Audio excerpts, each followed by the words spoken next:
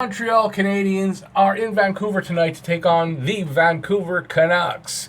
They're struggling a little bit, the Canucks, and Montreal is coming off of a loss, but they've been on a pretty good streak lately after their 8-game losing streak. So I'm going to tell you about that. I'm going to give you some stats for the game, my keys to victory for this game. I'm also going to give you my prediction for the game, and as well my prediction for the first goal scorer for Montreal, and that's right here at Talking Habs, the home of Habs hockey, where everything is dedicated to the Habs and all things hockey. So if you want more videos like this, head down there, and at least on computer down there. Subscribe, ring the notifications bell, and that's going to get you your daily fix of Bleu Blanc Rouge. And while you're at it, while you're heading down there, you can give a thumbs up if you like the video, and you can leave any comments that you may have about the game, about the score, about who you might think is going to be the first goal scorer for Montreal, and you do that in the comment section. Okay, so let's get right to the game. So like I said, Montreal's in Vancouver.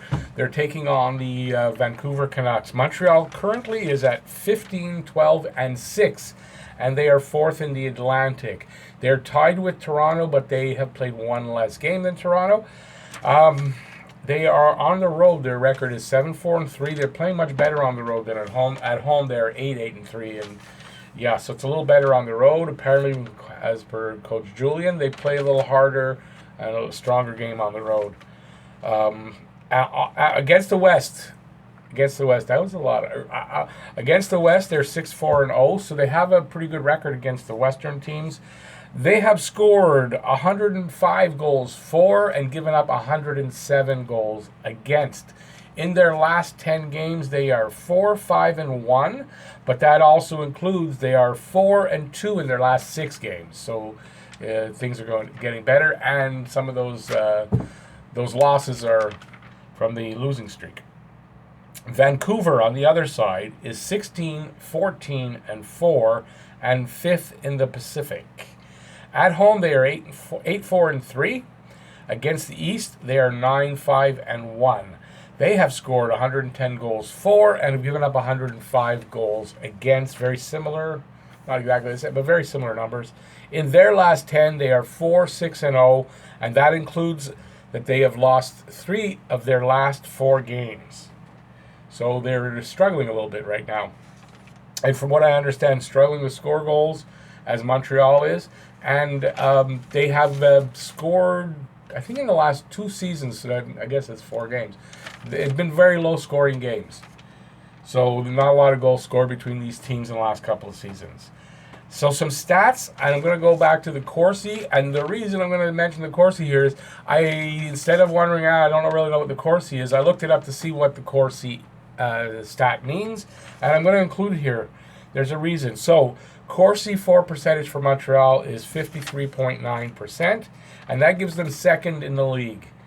On the other side for Vancouver, they're at 50.4. For some reason, when I looked it up, they didn't give where they are in the league, but it doesn't matter.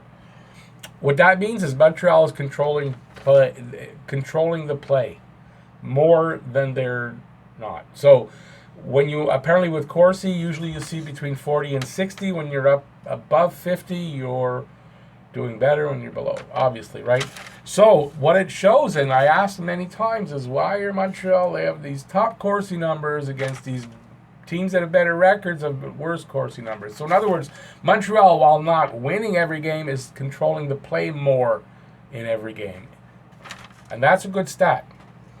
So that's an advantage for Montreal right there. Goals for per game for Montreal, 3.12 for 12th in the league. 3.15 for Vancouver, which is 11th in the league. So it's just slightly ahead of Montreal, and no advantage there, I'd say. Goals against per game, 3.21 for Montreal for 25th in the league, and the good thing there only is that number is starting to come down, and their position in the league is starting to go up a little bit at a time, but it's starting to happen. Well, it's been happening for a little while. Goals against per game for Vancouver is 3.06, and that's 18th in the league, so it's a slight edge for them. Power play percentage, Montreal's got 20% for 13th. Vancouver 25.3%, which is good for 4th in the league, so that's an advantage for them. The penalty kill percentage for Montreal, 76% for 27th in the league, so it's hovering there right now. And 81.5% for Vancouver for 14th in the league. So Vancouver, basically, in these 5 stats, have 3 advantages to Montreal's 1, and they're kind of even on another one. So right now, looking like it's advantage for Vancouver here. Top scorers for Montreal: Tatar, 12 goals, 17 assists, 29 points.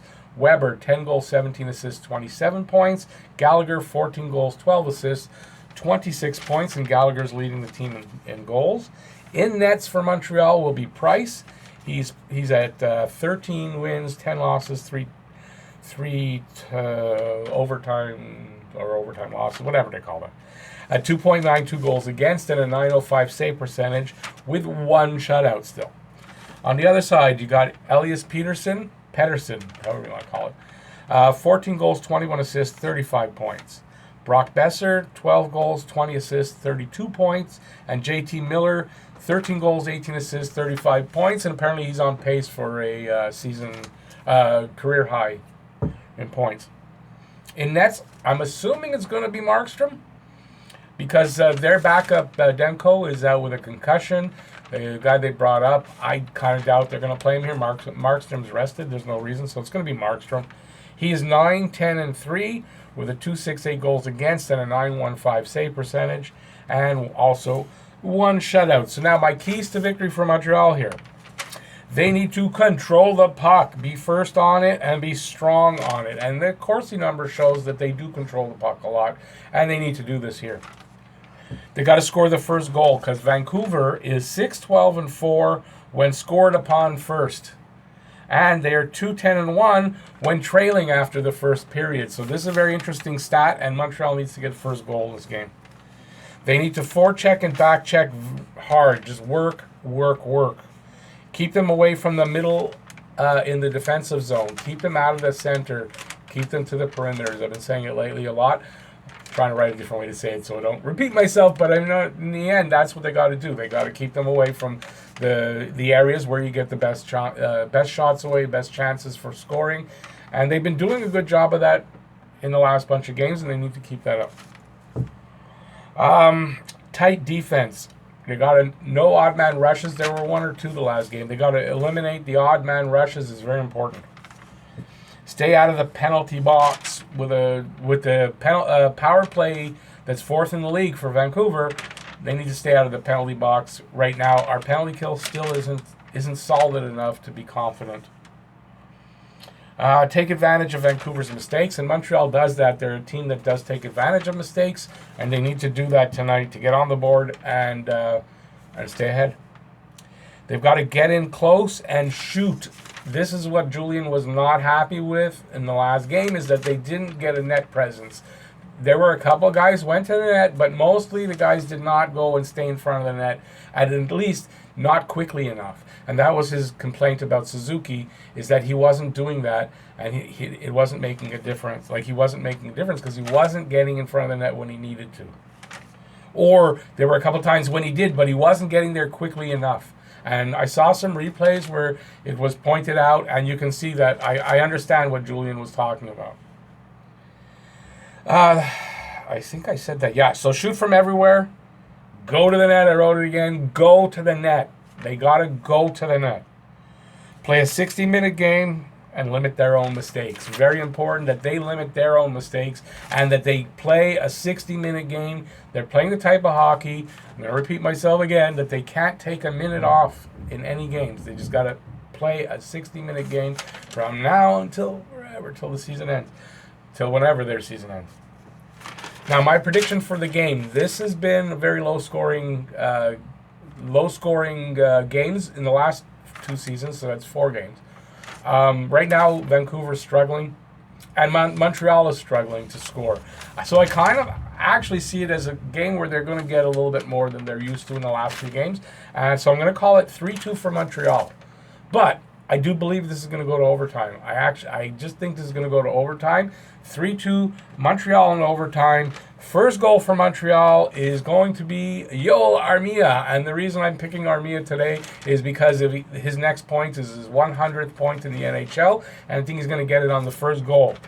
The overtime winner, I'm going as far as calling the overtime winner, Jeff Petrie. I was thinking about it, and that's whose name came up. So Jeff Petrie, also because he's the kind of guy in the overtime that you can actually picture out there. It's 3-on-3, remember, and I can see him being that guy that gets the goal. I have this picture of a play happening, and if it happens, I'll let you know. But I just see Jeff Petrie. Okay, so I don't think there's anything else. So if you like the video, give it a thumbs up. And while you're on the way to do that, you can subscribe and ring the notifications bell if you haven't already. And that'll give you your daily fix of Bleu Blanc Rouge from Rick. That's me at Talking Habs right here. And Montreal is going to win tonight. I have this feeling Montreal's going to win tonight. So go Habs, go! And let's kick Canucks ass. Okay, thanks. Bye, everybody. Thanks for watching, by the way. Bye, everybody.